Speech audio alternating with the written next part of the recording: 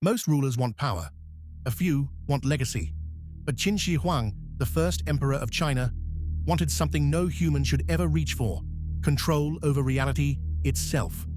When he unified China in 221 BC, he didn't just see an empire, he saw a blank page, and he believed he was the only one worthy of writing on it.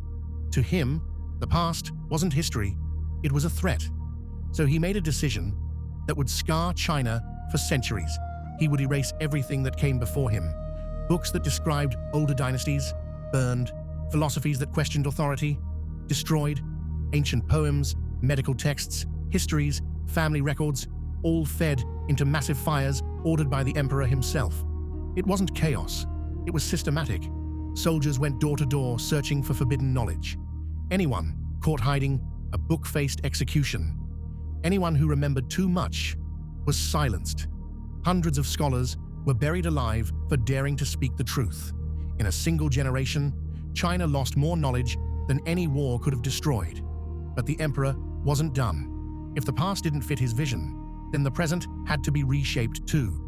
He enforced a new writing system, a new currency, a new way of measuring everything, from distance to the width of wagon wheels. Regional cultures were dismantled. Traditions were crushed.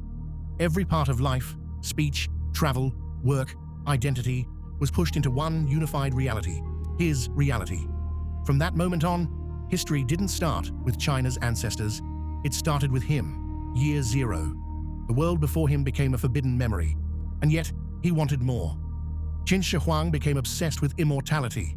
He believed he was chosen by the heavens, destined to rule forever. He swallowed toxic elixirs. He hunted for mythical islands. He trusted magicians more than generals. And while he chased eternal life, he forced hundreds of thousands of laborers to build the impossible. The first version of the Great Wall, giant palaces, and an underground kingdom the world wouldn't discover for 2,000 years. The Terracotta Army, a stone empire meant to guard him in the afterlife. Because even in death, he demanded absolute control. But the truth always waits, and reality, no matter how tightly you grip it, eventually slips through your fingers. The empire he shaped with fear began to crack. People rebelled against the impossible taxes. Corruption spread. His court collapsed into paranoia.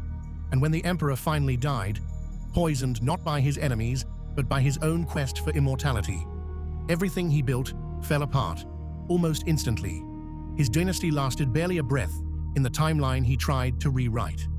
The books he burned were rewritten. The scholars he killed were honored. The history he tried to delete became one of the most well-documented warnings in all of China. Qin Shi Huang wanted to rewrite reality. Instead, he proved a truth stronger than any empire. The past can be buried, silenced, and burned, but it always rises again.